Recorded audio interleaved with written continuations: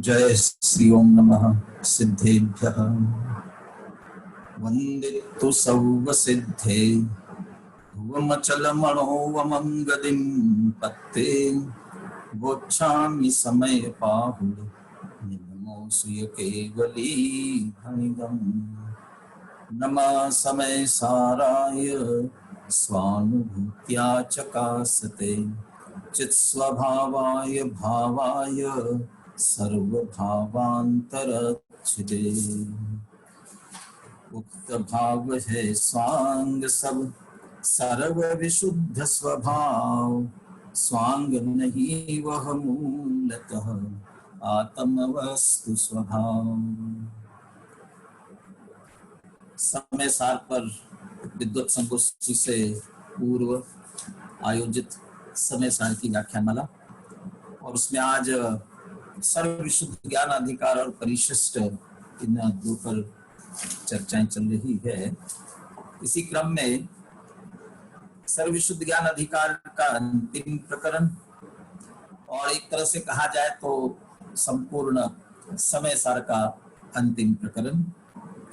यहाँ आते आते अमृतचंद्र आचार्य ये प्रेरणा हमको देना चाहते हैं, वह समय के सार को कौन प्राप्त करेगा और कौन प्राप्त नहीं कर पाएगा। जो करेगा वह किस कारण से कर लेगा और जो नहीं कर पाएगा उसके पीछे कारण क्या है। इसकी बहुत सुंदर चर्चा 240 और 241वें कलश में की है। यहाँ समय के सार को, यहाँ जितने अर्थ समय के हो सकते हैं उन सबको ध्यान में लेकर के हम विचार कर सकते हैं। समय का सार समय शब्द मत जिनवानी के संदर्भ में भी कही जाती है, तो समग्र जिनवानी है उसका सार वो समय सार, उसे कौन प्राप्त कर पाएगा। दूसरा, ये उसी जिनवानी में से ही सारभूत लेकर के आचार्य कुंद देव ने जो इस ग्रंथादिराज समय सार लिखा है, इस ग्रंथादिराज समय सार के सार को कौन प्राप्त कर सकेगा। तीसरा, समय सार स्वरूप अपना शुद्ध आत्मा है, वो समय सार, वो समय का सार अपना शुद्ध आत्मा, उसे कौन प्राप्त कर सकेगा, कौन नहीं प्राप्त कर सकेगा। और सबसे बड़ी बात, वर्तमान मनुष्य भाव दुर्लभ, ये जो हमें समय मिला है, ये अभी वर्तमान का समय, हमारा अवसर, अभी अपना समय आया हुआ है, इस समय का सार क्या है और उसे कौन प्राप्त कर सकेगा, अर्थात इस अवसर का लाभ कौन उठा सकेगा, उठा लेगा। और जितना हम अपने आत्म कल्याण के लिए, आत्महित के लिए जितना समय दे रहे हैं, उस समय का भी फल सार हमको मिल पा रहा है कि नहीं पा रहा है। सीधा अर्थ, हमारे इस श्रम की और समय देने की सार्थकता हमें हो पा रही कि नहीं हो पा रही, और उसमें कैसे हो सकेगी, इसकी चर्चा इन दो कलशों के माध्यम से अपन करेंगे। उससे पहले अंत में आते आते 412वीं गाथा में कुंद आचार्य ने प्रेरणा दी और उस प्रेरणा के आधार से ही, उस प्रेरणा को गलत समझने के कारण से किसने क्या भाव ग्रहण किया और उस भाव ग्रहण करने से क्या गलती हुई जिसके कारण समय सार को प्राप्त नहीं कर पाए, ये उससे जुड़ता हुआ प्रकरण है। इसलिए हम 412वीं गाथा पहले देखते हैं सामान्य, और उसके बाद आगे के उन कलशों की चर्चा करेंगे। मैं प्रयास करता हूं कि 412वीं गाथा आपके स्क्रीन पर आपको दिख सके। ये 412वीं गाथा आपके सामने स्क्रीन पर है। मोक्ष पहे अपाणम ठगे हितम चेव झाहितम चेय तथैव विहर नित्यम मा विहरसु अर्णदौयसु। मोक्ष पथ में स्थाप निज को चेत कर निज ध्यान धर, निज में ही नित्य विहार कर, पर द्रव्य में न विहार कर। कुंद आचार्य हमें प्रेरणा दे रहे हैं, हे भव्य जीव, तो अपने आप को मोक्ष पथ में स्थापित कर दे। कैसे मोक्ष पथ में स्थापित कर दे? कि निज को ही चेत कर और निज का ध्यान धर करके। और ऐसा करते हुए नास्ती से कहते हैं कि निज में ही नित्य विहार कर, पर द्रव्य में न विहार कर। बिल्कुल निज में ही नित्य विहार करना चाहिए, पर द्रव्य में विहार को ये प्रेरणा कुंद आचार्य ने दी। जब ये प्रेरणा कुंद आचार्य दे रहे हैं, तब हमें इसमें से क्या समझना चाहिए कि मोक्ष पथ में अपने आप को स्थापित करना चाहिए। तो मोक्ष पथ में स्थापित करना चाहिए, इसका तात्पर्य क्या? साथ में ये कह रहे हैं कि निज को चेत कर, निज का ध्यान धर, निज में विहार करते हुए, और अन्य द्रव्य में विहार मत कर, ये कह रहे हैं। आप निज में, निज को चेतना, निज में ही विहार करना, उसमें ही स्थिर होना, अन्य द्रव्य में विहार नहीं करना। यहाँ निज से क्या ग्रहण करना चाहिए? और कुंद आचार्य जो भी प्रेरणा दे रहे हो, तो उस प्रेरणा को किस तरीके से, किस अपेक्षा से ग्रहण करना चाहिए। जैसे मैं कहता हूं, हमेशा समय सार का अध्ययन प्रारंभ करने से पहले इस बात पर हम ध्यान देवे। जैसे रेडियो स्टेशन से जब कभी कोई प्रसारण होता है, रेडियो स्टेशन आजकल तो एफएम प्रारंभ हो गए, बहुत सारे निजी चैनल भी प्रारंभ हुए। उन रेडियो स्टेशन हो चाहे एफएम के चैनल हो, वो जहां से प्रसारित हो रहे हो, और हमें उसी चैनल का, उसी एफएम का कार्यक्रम हमको सुनना है, तो उसके लिए हमें क्या करना पड़ेगा? जिस रेडियो चैनल का या एफएम का हमें कार्यक्रम सुनना है, अपने रेडियो सेट, यदि अपने पास रेडियो की बात है तो रेडियो सेट की बात है, या एफएम, तो आजकल तो अपने मोबाइल में भी एफएम की सुविधा दी गई है। वो उनकी जो फ्रीक्वेंसी है, एफएम इसलिए फ्रीक्वेंसी मोड उसका जो अपना अपना है, वो उसी हर्ट्ज पर, जो हर्ट्ज आते हैं उसके अंतर्गत, उसी पर बराबर हमें सेट करना पड़ेगा। तो जिस स्तर से उसका प्रसारण हो रहा है, उसी पर हम अपने रेडियो सेट का भी सेट अपने रेडियो की सुई को बराबर सेट करेंगे, तो वहां का प्रसारण हमको अच्छी तरह से सुनाई दे सकेगा। और यदि थोड़ा सा भी इधर उधर हुआ, आजकल एफएम में भी देखते हैं आप 9.5.1 इतना 1 पॉइंट तक भी रहता है, उतना सा भी यदि इधर उधर हुआ, तो आपको वह रेडियो, वहाँ का जो कार्यक्रम, वहाँ बढ़िया मधुर संगीत चल रहा है, वो सुनाई नहीं देगा, बल्कि कोलाहल सुनाई देगा। ऐसा ही मैं कहता हूँ, आचार्य कुंद देव जिस भूमिका से उसका निरूपण करना चाहते हैं, जिस अपेक्षा से, जिस अभिप्राय से, जिस नए को मुख्य करके कथन करना चाहते हैं, यदि उसी नए को ध्यान में रखकर हम सुनेंगे, समझेंगे, तब तो बात हमारी समझ में आ सकेगी। वो बात कह रहे हैं पंडित जयचंद जी छाबड़ा ने 11वीं 12वीं गाथा के भावार्थ में लिखा, व्यवहार का पक्ष तो इस जीव को अनादि काल से पड़ा है, बहुधा उपदेश भी परस्पर उसी का किया जाता है, परंतु उसका फल संसार ही है। शुद्ध नए का उपदेश विरल है, इसलिए श्री गुरु, और उसका फल मोक्ष है, शुद्ध नए का फल। इसलिए श्री गुरु दयालु होकर इस ग्रंथ में शुद्ध नए की मुख्यता से विवेचन करते हैं।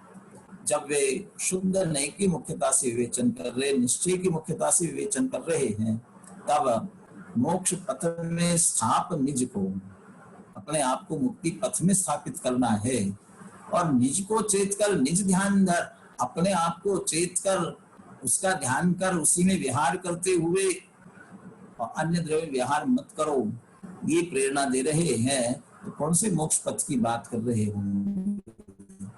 इसलिए अमृतचंद्र आचार्य ने टीका में स्पष्ट रूप से लिया, जो शुद्धात्मा के लक्ष्य से प्रकट होने वाला निश्चय सम्यक दर्शन ज्ञान चारित्र में मुक्ति मार्ग है।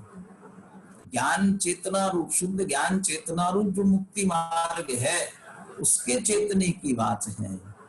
और 3 शब्दों का जो प्रयोग किया, उसे ही जाने, उसी की उसी में लीन हो जाए, तो उस मुक्ति पथ में, और उस मुक्ति पथ की प्राप्ति जिस शुद्धात्मा से हो रही है, उसमें अपने आप को निज को चेत कर, वो निज परम शुद्ध निश्चय नहीं का विषयभूत अपना शुद्धात्मा ही, एक तरह से उसका ही चेतना, उसी में विहार करना, उसी में लीन होना, इससे वास्तव में हमारा कार्य संपन्न हो सकेगा। इस बात को न समझते हुए 241वें कलश में कहते हैं, इसको न समझते हुए हमें मुक्ति पथ में स्थापित होना है, ऐसा समझकर क्यों से मुक्ति पथ में अपने आप को स्थापित करते हैं, और उस कारण से वे अपने समय के सार को प्राप्त नहीं कर पाते हैं। ये कलश 241 में कहते हैं। हम 241वां कलश पढ़ते हैं, मैं उसको आपके स्क्रीन पर देने का प्रयास करता हूं। 241वां कलश, 240वां में बाद में लूंगा। कौन प्राप्त नहीं करता है की बात पहले कर रहे हैं, और फिर कौन प्राप्त कर सकेगा इसकी चर्चा 241 से अपन बाद में करते हैं। ये 241वां कलश। ये त्वेनं परिरत्य समृति पथ प्रस्थापितेनात्मना लिंगे द्रव्यमये वहन्ति ममतां तत्त्वावबोधच्युता नित्योद्योतमखण्डमेकमतुला लोकं स्वभावप्रभा प्राग्भारं समयस्य सारममलं नाद्यापि पश्यन्ति ते। ये अमृतचंद्र आचार्य के वचन, और इसमें सबसे अंतिम पंक्ति में अमृतचंद्र आचार्य स्पष्ट कह रहे हैं, प्राग्भारं समयस्य सारम अमलम न अद्यापि पश्यन्ति ते। ते अद्यापि समयस्य सारम न पश्यन्ति, वे अभी भी, अब भी समय के सार को नहीं देखते हैं, माने नहीं प्राप्त करते हैं। कौन प्राप्त नहीं करते हैं? ये तो एनम परिरत्य, जो इसे छोड़कर, ये तो एनम परिरत्य, इसे छोड़कर, जो अभी मैंने चर्चा की 412वीं गाथा की, मोक्ष पथ में स्थापित करने की बात की। और मोक्ष पथ में स्थापित करने से तात्पर्य है निज द्रव्य को चेत कर, निज ध्यान धर, निज में ही विहार कर। तो निज को चेतना, निज को ध्याना, निज में विहार करना, ये जो पथ है वास्तविक, ये तो एनम परिरत्य, इसको तो छोड़ दिया। ये समृति पथ प्रस्थापितेन आत्मना, और अपने आप को स्थापित कर दिया समृति पथ। जो दूसरा व्यवहार का मार्ग था, उसमें अपने आप को स्थापित जिसने कर लिया, मैंने उस मार्ग को छोड़ा। वहां प्रेरणा दी थी, निज को चेतो, निज का ध्यान धरो, निज में विहार करो, और अन्य द्रव्यों में विहार मत करो।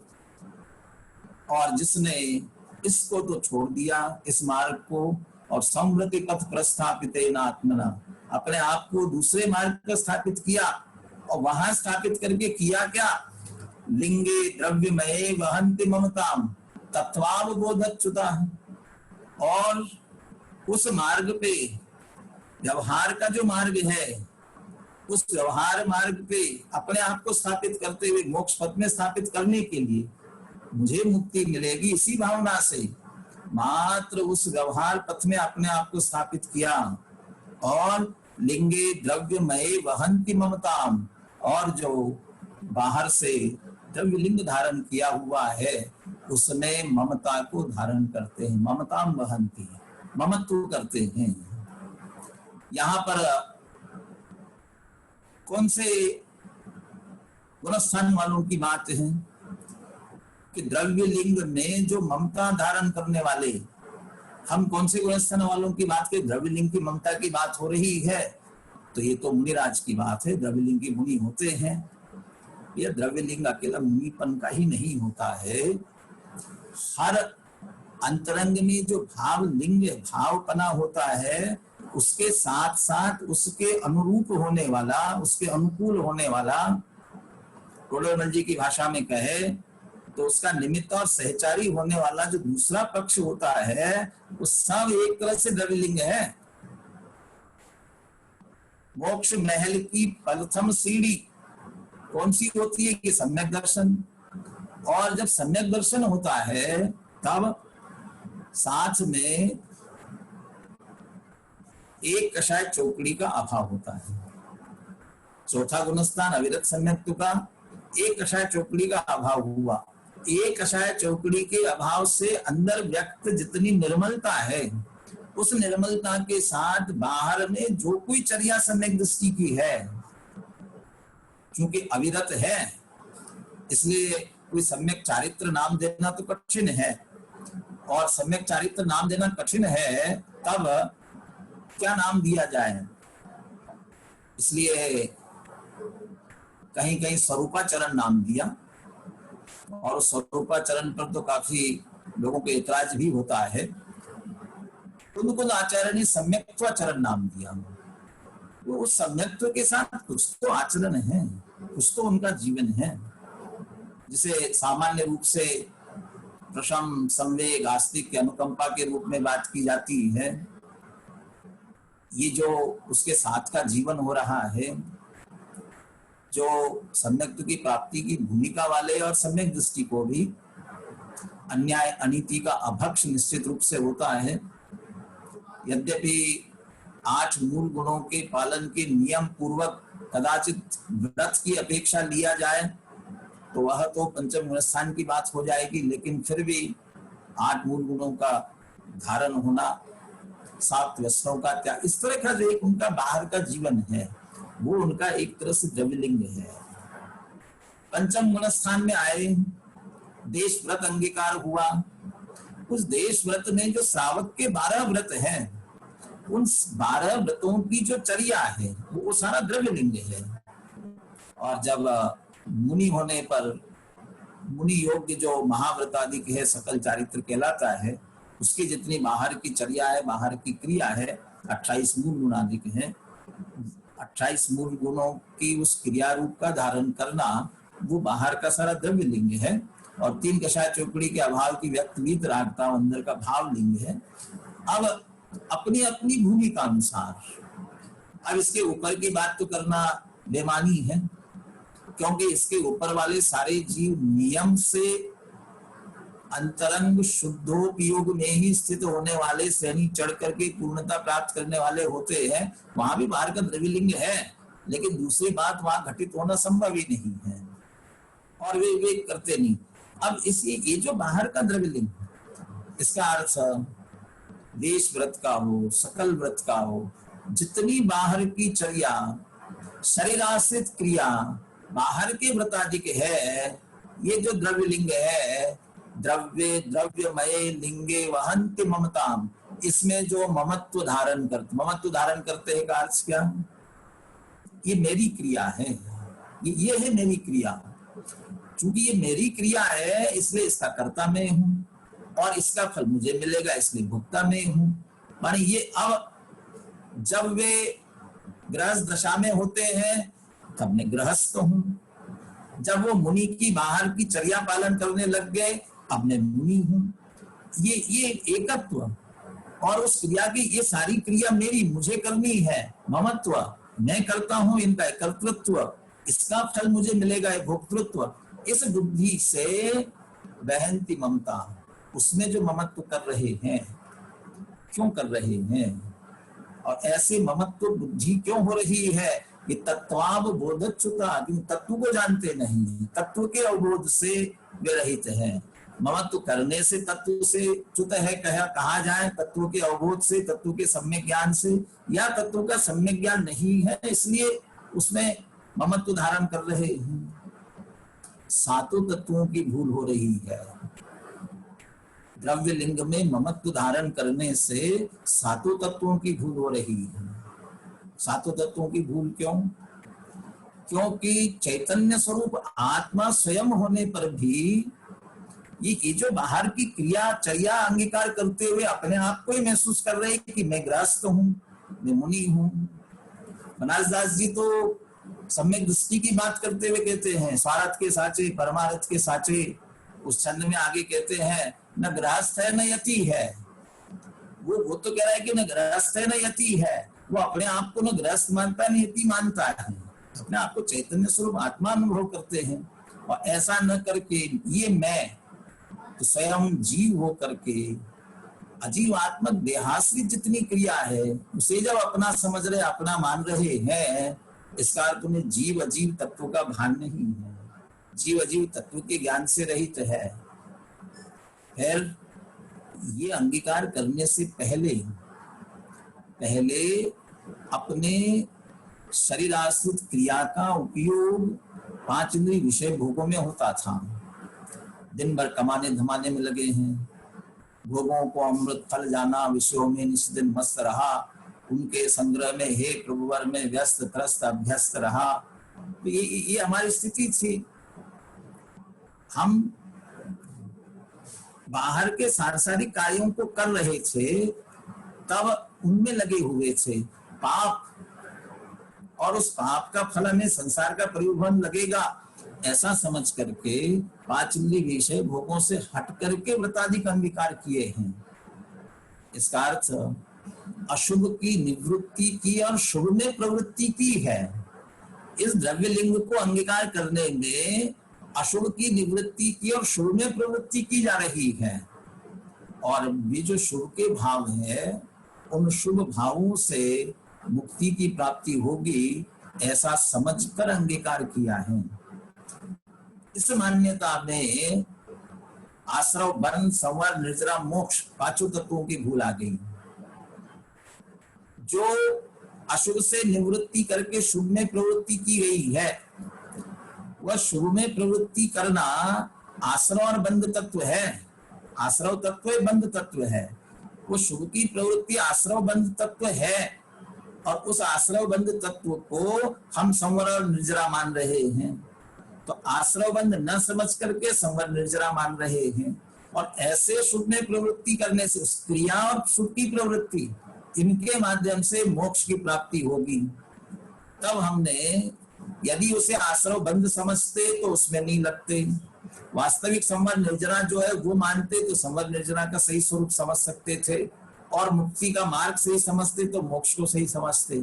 लेकिन मात्र द्रव्य लिंग में ममत्व धारण करने से 7 तत्वों की भूल खड़ी हो जाती है। तत्वावबोधच्युता, तत्व के बोध से रहित है। तो फिर जो वास्तविक समय सार है, उस समय सार को वे कैसे प्राप्त कर सकेंगे? देखिए कलश में क्या कह रहे हैं, ऐसा ममत्व धारण करने वाले मोक्ष पथ में स्थापित करने के लिए कहा, लेकिन इसे मोक्ष पथ समझकर जो मान रहे हैं, वे कैसे उसे प्राप्त कर सकेंगे? कैसा है समय सार? नित्योद्योतम अखंडम एकम अतुलालोकम स्वभाव प्रभा प्रागभारम समयस्य सारम। कैसा समय सार है ये? इसमें भी आप पूरे जिनवानी का सार ले, ग्रंथादिराज समय सार के विषय का सार ले, और अपना जो समय सार सब शुद्धात्मा है, सारे विशेषण सभी पर घटित हो जाएंगे। अभी हम अपनी शुद्धात्मा पर घटित करते हुए बात करते हैं। जिसने द्रव्य लिंग में ममत्व धारण किया, बाहर की क्रिया मात्र में ममत्व धारण किया, वह नित्य उद्योत रूप अखंड एक अतुल प्रकाश, अतुल आलोकम, अतुल प्रकाश, अतुलनीय प्रकाश है, जिसका स्वभाव प्रभा प्रागभारम, स्वभाव की प्रभा से भरपूर है। ये समय का सार, ऐसा अपना शुद्ध आत्मा। और वे वो अमलम निर्मल न अद्यापि पश्यन्ति ते, वे अद्यापि न पश्यन्ति ते, इतना करने के बाद भी वे न पश्यन्ति ते, उसे प्राप्त नहीं कर पाते हैं। इतना करने के बाद क्यों कह रहे हैं? जब यदि द्रव्यलिंग के रूप में महाव्रत अंगीकार करने की बात आती है, तो जो बाहर की बुद्धि पूर्वक करने योग्य सर्वोत्कृष्ट वो सब कर लिया। अब इतना सब कर लिया तब भी करे, न अद्यापिते, इतना करने के बाद भी, और ऐसा करके चाहे जितना काल फिर वे उसमें लगे रहे।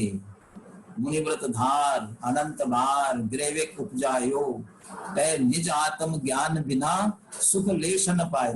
पै निज आत्म ज्ञान बिना, वो मुनिव्रत धार, मुनिव्रत अंगीकार तो कर लिया, और ऐसा करके कोटि जन्म तो तपे, ज्ञान बिन कर्म झरे जे, ज्ञानी के क्षण माहि त्रिगुप्ति ते सहज तरे थे। तो जो मात्र बाहर की क्रिया जिनने अंगीकार कर ली है, मुझे तो ये गृहस्थ विद्वानों के भी शब्द प्रयोगों पर बड़ा आनंद आता है। क्या शब्द प्रयोग करते हैं, जब ये शब्द मेरे सामने आते हैं तो पंडित दौलत राम जी की भी और पंडित टोडरमल जी की, इन दोनों के शब्द के प्रयोग करने पर बड़ा अचंभा लगता है। टोडरमल जी ने जब आचार्य उपाध्याय साधु इनका सामान्य स्वरूप निरूपित किया, मोक्षा प्रकाशक के प्रारंभ में पंच परमेष्टि के स्वरूप बताते हुए, वहां मुनि धर्म शब्द का प्रयोग किया। मुनि धर्म, जो गृहस्थपना त्याग कर समस्त परिग्रह का त्याग कर मुनि धर्म, और उस मुनि धर्म के लिए भी विशेषण लगाते हैं, शुद्धोपयोग रूप मुनि धर्म अंगीकार कर, शुद्धोपयोग रूप मुनि धर्म अंगीकार करते हुए, इसका अर्थ शुद्धोपयोग को मुनि धर्म कह रहे हैं, और सारा निरूपण फिर उसके आधार से वे करते हैं। और यहाँ षडाला में टोडरमल जी मुनि व्रत धार अनंत बार ग्रेविक उपजायो, पै निज आत्म ज्ञान बिना सुख लेश न पायो, या मुनि व्रत शब्द का प्रयोग कर रहे हैं, सुख लेश न पायो, इसका अर्थ मात्र व्रत, बाहर के व्रताधिक अंगीकार किए हुए हैं, और अंदर वो जो शुद्धोपयोग होना चाहिए भूमिका अनुसार, तीन कषाय चौकड़ी के अभाव वाली शुद्ध परिणति अंदर होनी चाहिए, निर्मल परिणति, वो जिनके नहीं है उनके लिए ये कह रहे हैं सुख लेश न पायो। तो मात्र व्रत किया उसको करे मुनि व्रत, ये असली धर्म नहीं है। और जो शुद्धोपयोग, तीन कषाय चौकड़ी के अभाव की व्यक्त वितरागता जिनके अंदर है, जिसे ये कहे हम निज को चेत कर निज ध्यान धर, निज में ही नित्य विहार कर, ये स्थिति जिनकी चल रही वो मुनि धर्म है, और उसकी प्रेरणा दी गई थी। वहां ये भी कहा था, मां विहरसु अन्न दव्वसु, अन्य द्रव्य में विहार मत कर, और जो मात्र बाहर के द्रव्य लिंग में व्यस्त हो गए हैं, उसमें ममता धारण करते हैं, उनके लिए कह रहे हैं कि अन्य द्रव्य में विहार कर रहे हैं, उसी में ताकत। टोडरमल जी तो यहाँ तक कहते हैं, अंतरंग में उसके अनुकूल यदि भूमिका नहीं है और बाहर से चर्या पालन करना पड़े, तीव्र कषाय है, सारी शक्ति हमारी उसको बराबर बनाए रखने के लिए अंदर है, उतनी योग्यता नहीं है और बाहर से उसको बनाए रखना है। और जब तीन कषाय चौकड़ी का अभाव होगा, नियम से वो महाव्रत उतने त्याग की भूमिका नग्न दिगंबर दशा आती है, ये दोनों का सहज सुमेल है। अंदर से बाहर की व्याप्ति है, बाहर से अंदर की व्याप्ति नहीं है। अंदर में इतनी व्यक्त वितारता प्रकट हो जाए और बाहर में वस्त्राधिक रहे, संभव ही नहीं है। लेकिन बाहर से वस्त्राधिक त्याग दे तो अंदर ये भूमिका आ जाए, ये भी संभव नहीं है। अभी भाई साहब की चर्चा में हो रही थी कि व्यवहार ही तो है लेकिन सर्वथा ही नहीं है। तीन कषाय चौकड़ी के अभाव के लिए, तीन कषाय चौकड़ी के अभाव की व्यक्त वितरागता रूप शुद्धि के लिए बाहर में महाव्रत, नग्न दिगंबर दशा, निर्ग्रंथता अनिवार्य है। यदि आचार्य कुंद देव ही अष्टपाहुर में कितनी चर्चा करते हैं, तिल तुष मात्र ले, यदि अकेला तिल तुष, तिल के तुष के बराबर परिग्रह रह जाए, कहाँ भेज देते हैं, सीधे निगोद जाएंगे कह रहे हैं, वो उतना सा। तो ये बाहर में दशा हुई निर्ग्रंथता, तब अंतरंग की यह व्यक्तता है। यदि वो ना हो तो संभव नहीं है। जिनके ये नहीं है उन्हें निश्चित रूप से तीन कषाय चौकड़ी के अभाव की शुद्धि नहीं है। लेकिन जिन्हें नग्न दिगंबर दशा है, निरतिचार बाहर के व्रतों का पालन कर रहे हैं, इसलिए अंदर उतनी शुद्धि होगी ये कहना संभव नहीं है। यदि वे उसी में ममत्व धारण करते हैं तो फिर समय सार को प्राप्त नहीं कर पाएंगे। यदि वो ये कहा जाए कि अपना श्रम और समय जो व्यर्थ गंवा रहे हैं, तो इसमें कोई निश्चित रूप से अतिशयोक्ति नहीं है। अब इसके पहले वाले कलश में 240 में समय के सार को कौन प्राप्त कर सकेगा, फिर उसकी हम चर्चा करते हैं। 240वां कलश इसके पीछे है।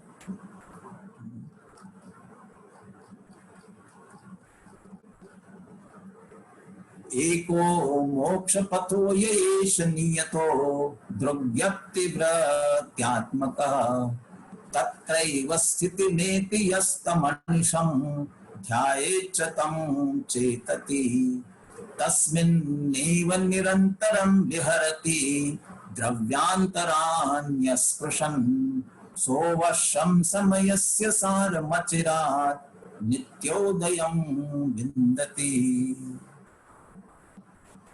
ये अंतिम पंक्ति यहाँ गारंटी दे रहे हैं।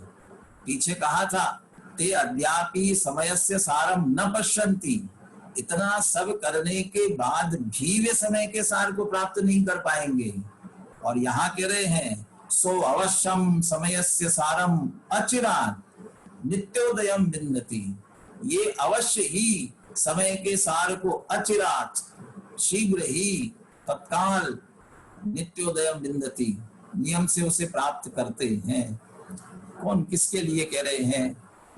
एको मोक्ष पथो ये येष नियतः द्रव्यक्तिवृत्त्यात्मकः दर्शन ज्ञान चारित्र निश्चय सम्यक दर्शन ज्ञान चारित्रात्मक।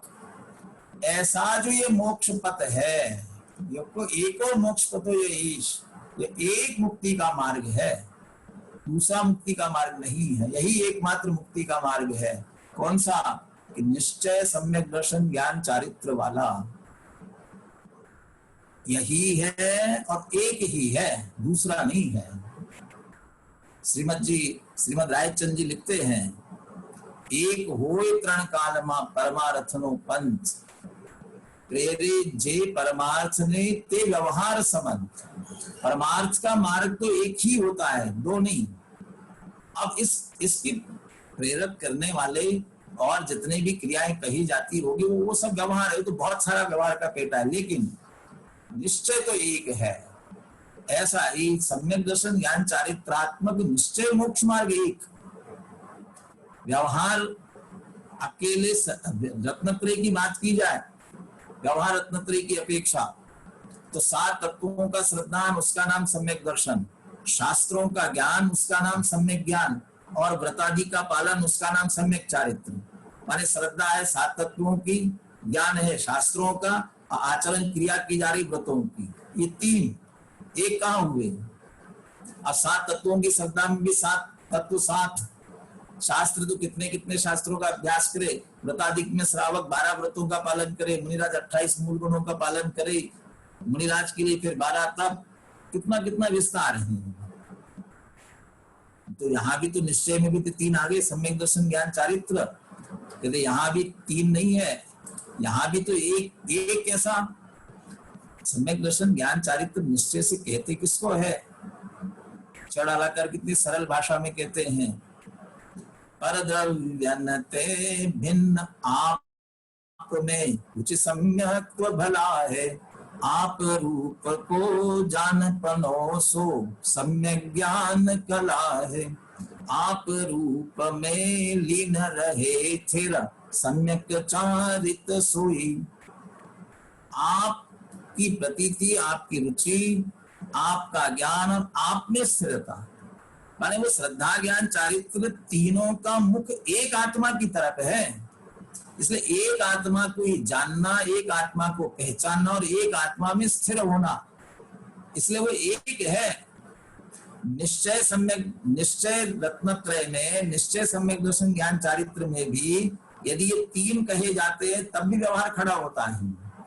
दर्शन नान चरितानि सेवी दव्वानि साहुना निचम, यदि दर्शन ज्ञान चारित्र, सम्यक दर्शन ज्ञान चारित्र इसका सेवन करना यदि व्यवहार है, तानि पुनः जान तिन्नी अपानम चेव निच्छेदो, कहते निश्चय से तो एक आत्मा का सेवन करना है, इसलिए एक एक है वहां, उस एक का जो एक मोक्ष पथ एक ही है, इसका जो आश्रय करने वाले हैं, ऐसा एक मोक्ष पतः, इसका आश्रय करने वाले, ये कह रहे आगे, तत्रैव स्थितिमेति यस्तमशं ध्यायेच्च तं चेतति, वही जो स्थित होते हैं उसे ही निरंतर ध्याते हैं, चेतते हैं, तस्मिन्नेव निरंतरम विहरति, गाथा में भी ये बात आई थी, उसी में निरंतर जो विहार करते हैं, और उसमें विहार करते हुए द्रव्यांतरान्यस्पृशन, अन्य द्रव्यों का स्पर्श नहीं करते।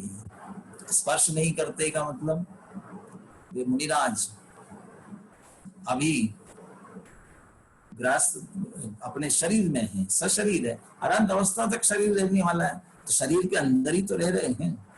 जब शरीर के अंदर रह रहे तो शरीर का स्पर्श हो रहा है कि नहीं?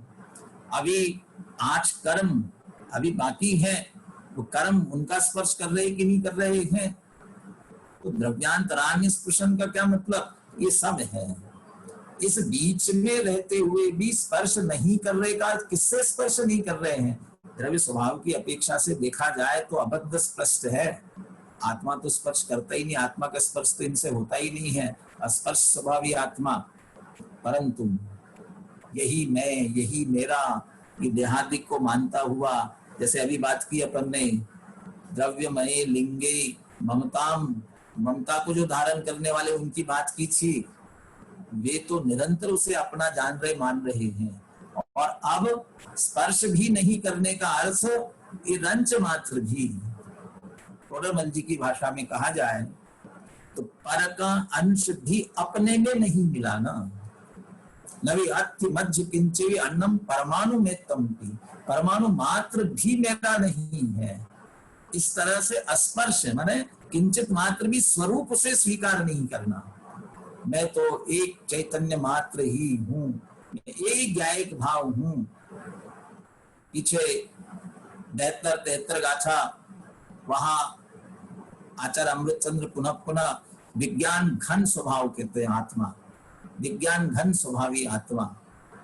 घन कहते ठोस, जैसे लोहार का घन होता है, और उस घन में दूसरा कोई कील तक ठुकती नहीं है, अंदर प्रवेश नहीं करती, ऐसा ज्ञान का घन पिंड है, इसमें दूसरा कोई प्रवेश नहीं करता। ऐसा मैं विज्ञान घन स्वभावी हूँ, अन्य द्रव्य का इसमें रंच मात्र कोई संबंध नहीं, प्रवेश नहीं, ऐसा जानना, ऐसा पहचानना, ऐसा मानना, ये अन्य द्रव्य का अस्पर्श, द्रव्यांतरान्य अस्पृशन। और जो इतना अपने चैतन्य पने को स्वीकार करेगा, अवश्यम अचिरात तत्काल ही पर द्रव्य से दृष्टि हटी और अपने चैतन्य की स्वीकृति हुई, तो निश्चित रूप से समय के सार को प्राप्त कर सकेंगे। इसलिए जो निज में ही विहार करने वाले हैं, उन्हें ही सचमुच में समय सार की प्राप्ति हो सकती है। इसके पद्यानुवाद के पाठ के साथ प्रेरणा लेते हुए अपन अपनी चर्चा पूर्ण करेंगे। दृग् ज्ञानमय वृत्त्यात्मक यह एक ही है मोक्ष पथ, स्थित रहे अनुभव करे अर ध्यावे अहरनिश जो पुरुष, जो अन्य को न छुए और निज में विहार करे सतत, वे पुरुष ही अति शीघ्र ही समय सार को पावे उदित। वे पुरुष अति शीघ्र ही समय सार को पावे उदित। अति शीघ्र से क्या तात्पर्य है? अति शीघ्र पावे, अति शीघ्र का मतलब, ये अति शीघ्र का अर्थ श्रद्धा की अपेक्षा से तत्काल प्राप्ति हो जाएगी, और पूर्णता की प्राप्ति होने में कदाचित समय लग सकता है। दूसरी बात, कदाचित अभी तत्काल सम्यक्त्व की प्राप्त नहीं हुआ तो भी। बहुत अच्छा शब्दों का प्रयोग किया टोडरमल जी ने। अभी अपन ने 241वां कलश पढ़ा था, वहां जो द्रव्य लिंग में ममत्व धारण करने वाले हैं, उनके लिए अमृतचंद्र आचार्य कहते तत्वावबोधच्युता, वो तत्व के अवबोध से रहित हैं। टोडरमल जी कहते हैं देखो तत्व विचार की महिमा, जिन्होंने यथावत तत्व को समझ लिया और यदि वो उसके विचार में लगे हुए हैं, उसकी कैसी महिमा। उसके पहले वो सम्यक सन्मुख मिथ्या दृष्टि के प्रकरण में बात है, और वह सम्यक सन्मुख मिथ्या दृष्टि जिनवानी से अच्छी तरह से समझकर, पढ़कर, एकांत में बैठकर विचार करते हुए, जैसे पर्याय में अहम बुद्धि है ऐसी एक आत्मा में अहम बुद्धि न आए उसके लिए निरंतर प्रयास में लगा हुआ है, वो उसका तत्व विचार। चैतन्य स्वरूप आत्मा को भली भांति समझकर उसी का जो निज में विहार कर उसी के लिए बाहर से भी प्राप्त नहीं हुआ है तो भी तत्व विचार में जो लगा हुआ है, क्या शब्द प्रयोग करते हैं, देखो तत्व विचार की महिमा। इस तत्व विचार से रहित असली तत्व को पकड़ा नहीं और फिर देवादिक की प्रतीति करे, बहुत शास्त्रों का अभ्यास करे, व्रतादिक पालन करे, सम्यक्त्व का अधिकारी नहीं है। परंतु कोरबल जी का परंतु कहकर के आगे वाली बात तो क्या कहते उससे मार्मिक कह देते हैं, परंतु तत्व विचार वाला इनके बिना भी, तो इनके बिना भी का मतलब कदाचित देवादि की प्रतीति न हो, बहुत शास्त्रों का अभ्यास न हो, व्रतादि का पालन न हो, इनके बिना भी सम्यक्त्व का अधिकारी है। इतना वो तत्व विचार वाले की महिमा करते हैं। साथ में कहते हैं अंत में आकर के, ऐसा करते हुए कदाचित इस भव में सम्यक्त्व प्राप्त उसे न हो पाए। उसके दर्शन मोही का उदय यदि तीव्र होगा, मोह तो गलते गलते गलेगा, लेकिन अनादिकालीन मोह मोह महामत पियो अनादि भूल आपको भ्रमत्वादी, अपने आप को भूला हुआ था और यदि उसका उपशम नहीं हो पाया, कदाचित इस भाव में नहीं भी हो पाया, लेकिन आगामी भावों में वह निश्चित सम्यक्त्व को प्राप्त करेगा, क्योंकि वह संस्कार लेकर के जाएगा, वो तत्व चिंतन का संस्कार साथ जाएगा तो उसे मिलेगा। लेकिन जो मात्र व्यवहार में अटका हुआ, देह की एकत्व बुद्धि वाला, शरीर की क्रियाओं को ही अपना समझने वाला, उसमें मत धारण करने वाला, उसी को मोक्ष मार्ग समझने वाला, कहते वह सम्यक्त्व का भी अधिकारी नहीं है। बाकी के तो बहुत दूर की बात है।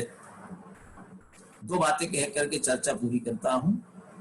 एक पाश्चात्य दार्शनिक का वाक्य है, वो पाश्चात्य दार्शनिक ये कहता है, मैं उस कार्य में असफल होना पसंद करूंगा जो आखिर में जाकर के सफल होने वाला है, बजाय उस कार्य में सफल होने के जो अंत में जाकर के असफल होने वाला है।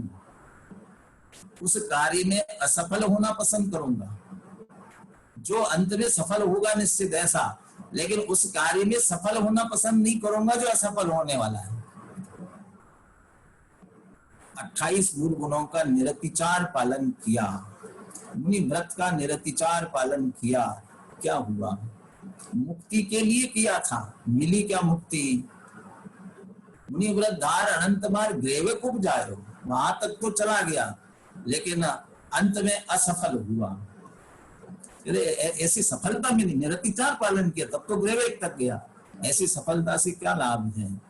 परंतु वो तत्व विचार जिससे निश्चित सम्यक्त्व की प्राप्ति होगी और मुक्ति मार्ग प्रारंभ होगा, कदाचित अभी असफल होऊंगा, उस कार्य में असफल होना पसंद करूंगा जो निश्चित रूप से अंत में जाके सफल होने वाला है। तो तत्व निर्णय, तत्व चिंतन ये निश्चित रूप से सफल होने वाला है।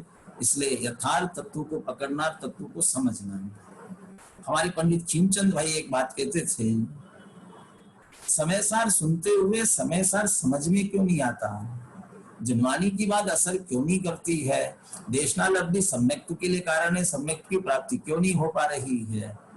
वो कहते हैं, उदय सहित होकर उदय रहित की बात सुनेंगे, कैसे समझ में आएगी?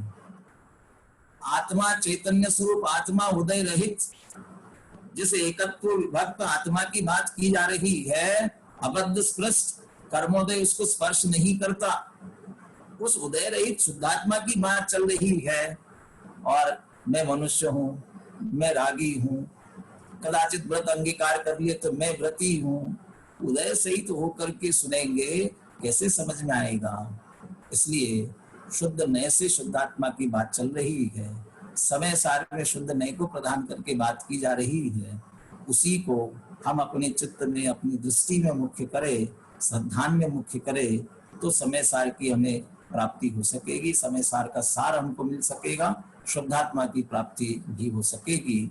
इसलिए ये दृष्टि हम मुख्य करें और पूरे समय सार की गोष्ठी सुनते हुए दृष्टि रखेंगे तो हमें समय सार की और शुद्धात्मा की प्राप्ति हो सकेगी। हम सबको शुद्धात्मा की प्राप्ति से आत्म कल्याण का मार्ग प्रशस्त हो, इसी मंगल भावना के साथ। आदरणीय पंडित साहब को बहुत बहुत धन्यवाद। हम थोड़ा समय से लेट चल रहे हैं, लेकिन फिर भी पंडित साहब ने जो 412 नंबर की गाथा के आधार पे जो दो कलश हैं 240 और 241, कितनी सुंदर बात आई है। पंडित जी ने भी पहले 241 नंबर का कलश लिया, बाद में 240 का, कि पहले हम क्यों असफल रह गए हैं, पहले वो बात समझना कितनी जरूरी है कि हमने मुनि व्रतों को भी धारण किया, अर्थात द्रव्य लिंग को धारण किया, लेकिन भाव लिंग को धारण नहीं किया, क्योंकि इस प्रकार से हम समय के सार को प्राप्त नहीं कर पाए। और उसके बाद 240 नंबर के कलश के माध्यम से ये बात बड़े अच्छे से पंडित साहब ने बताई कि किस प्रकार से समय के सार को प्राप्त किया जा सकता है, कौन सा जीव समय के सार को प्राप्त कर सकता है, और उसमें भी शीघ्र ही, जल्दी ही प्राप्त करें। तो जल्दी प्राप्त करने का भी क्या अर्थ है, बिल्कुल लास्ट में आपने बताया था, बड़ा सुंदर अर्थ किया था कि समय सार अर्थात समय दर्शन की प्राप्ति से शीघ्र ही आत्मा को प्राप्त कर लेगा। पूर्णता मोक्ष में होगी वो अलग बात है, तो थोड़ा उसमें समय लग सकता है, लेकिन सम्यत्व की प्राप्ति से ही आत्मा की पूर्ण प्राप्ति श्रद्धा के बल पे, श्रद्धा में वो पूरी हो जाती है।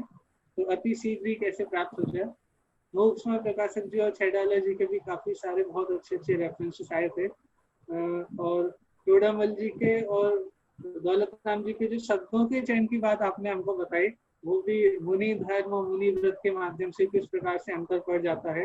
मुनि व्रतों का धारण करना, मुनि धर्म का धारण करना, शुद्धोपयोग रूप मुनि धर्म का धारण करके जीव आगे बढ़ता है, लेकिन मुनि व्रतों को धारण किया तो कदाचित यदि अंतरंग में धर्म की उत्पत्ति और प्राप्ति नहीं हुई तो वो जीव आगे नहीं बढ़ पाएगा, मोक्ष पद को प्राप्त नहीं हो पाएगा।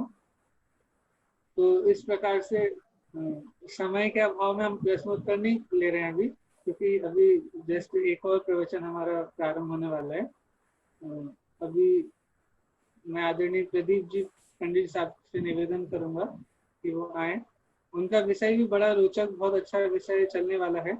जो विषय अभी यहाँ चला था उससे हम पूरी तरह से रिलेट करके चल सकते हैं कि किस प्रकार से आत्मा को जब शुद्धात्मा की उपलब्धि होती है, सम्यक दर्शन की प्राप्ति होती है, तो वो निर्विकल्पता में ही होती है, निर्विकल्प स्वसंवेदन में ही सम्यक दर्शन की प्राप्ति होती है, उसकी उत्पत्ति होती है।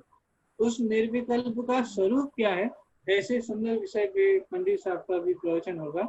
मैं निवेदन करना चाहता हूँ आदरणीय पंडित प्रदीप जी झांझी जी से कि वो आए और अपना वक्तव्य प्रारंभ करें, उनका प्रवचन हम सुनेंगे।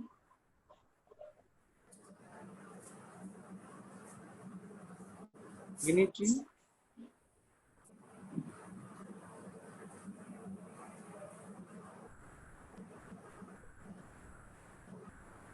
हेलो, मैं विनीत जी से निवेदन करना चाहूंगा कि पंडित जी का व्याख्यान प्रवचन प्रारंभ करें।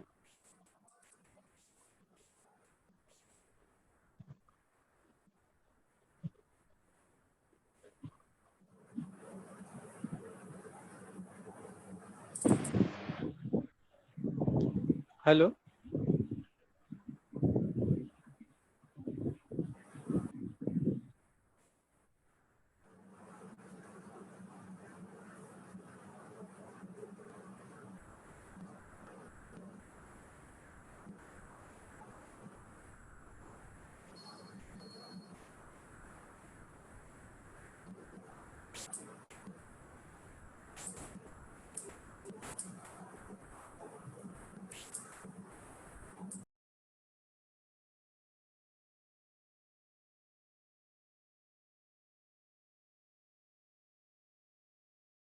हम संपर्क कर ही रहे हैं, प्रवचन प्रारंभ होने वाला है।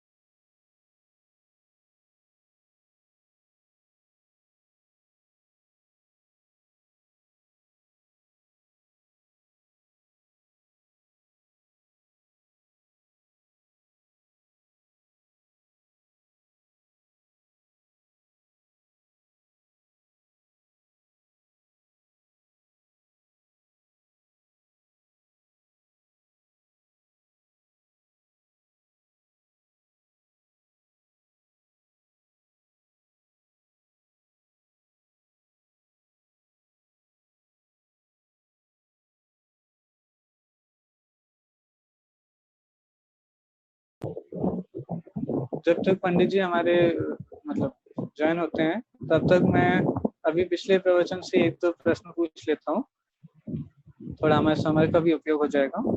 हाँ, पंडित जी ने एक मुनि व्रत और मुनि धर्म के लिए जो रेफरेंस दिए थे मोक्ष महाप्रकाशक जी से और छैडाला जी से, वो रेफरेंस आपको बताने की कहाँ कौन से प्रकरण में वो इतने मतलब वो वाक्य आए थे, तो वो वाक्य जो आपको यदि ध्यान हो। हाँ,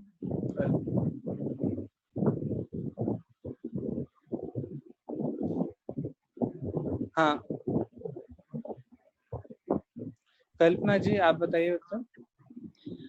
टोडरमल जी साहब ने लिखा ना, अनंत सिद्धाचार्य उपाध्याय का जो स्वरूप बताया, तो उसमें कहा मुनि धर्म अंगीकार करके, और दौलत राम जी ने जो कहा कि मुनि व्रत धार अनंत बार ग्रीवक उपजाए, उसका रेफरेंस लेके बात। हाँ बहुत बढ़िया। जो मुनि व्रत धार अनंत बार ग्रीवेक उपजाए, तो पैनिज आत्म ज्ञान बिना सुख लेस न पायो। तो व्रतों को धारण करने पे, महाव्रतों को धारण करने पे भी किस प्रकार से यदि आत्मज्ञान नहीं है तो सच्चे सुख की प्राप्ति नहीं होती है, और मुनि धर्म को अंगीकार करके अर्थात जो रत्नत्रय रूप धर्म है उसको अंगीकार करके किस प्रकार से अरिहंत और सिद्ध अवस्था तक की प्राप्ति हो जाती है। विनीत जी आप आ गए हैं क्या?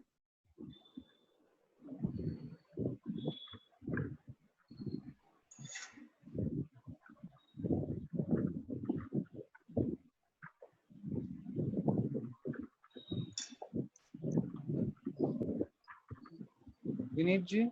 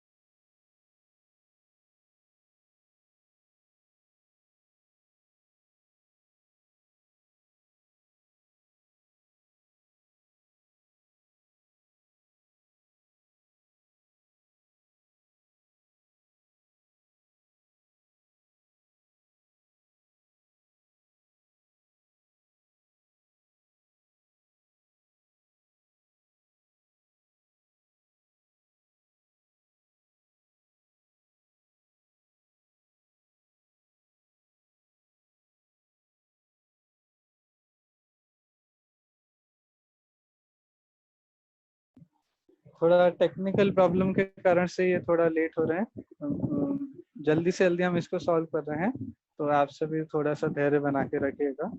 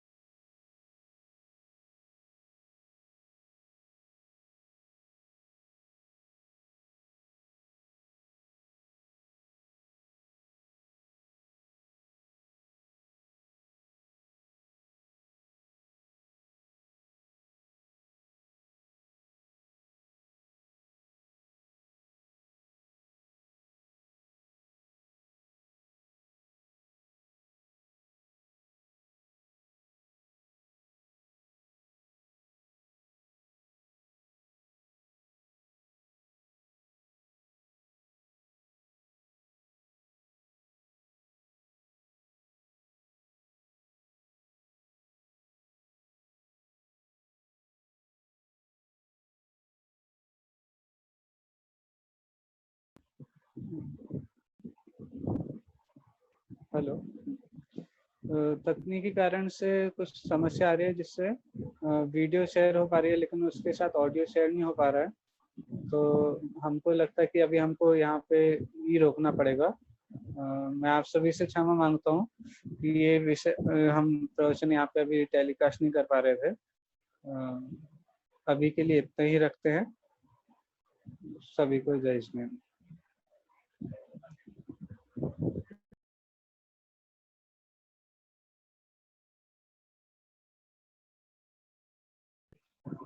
सभी ध्यान दें कि शाम का जो कार्यक्रम है वो यथावत रहेगा। भक्ति और उसके बाद जो भी प्रवचन आदि होने हैं वो सभी यथावत रहेंगे। अभी ये प्रवचन हमारा नहीं आ पा रहा है क्योंकि टेक्निकल प्रॉब्लम है। इसके लिए हमको बहुत खेद है, लेकिन आप बाकी का प्रोग्राम जरूर देखें जो अभी भक्ति से प्रारंभ होगा। उसकी लिंक भी सारे चैनल्स पे आ जाएगी, तो वो भी आप ध्यान दें।